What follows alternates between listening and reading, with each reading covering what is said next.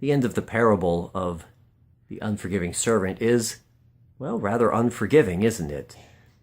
We hear of a servant who is forgiven a great, great debt, but then will not forgive even a little debt. And Jesus says that if you are like that God will treat you the same way as the king in the story does and throw you into torture to bring about the repayment. It's not what we expect. It doesn't sound quite right.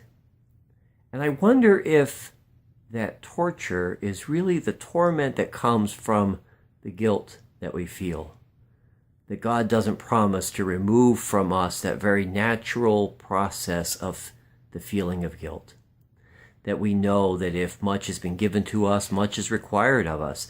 That if much is forgiven for us, that we are filled with the capacity to forgive much.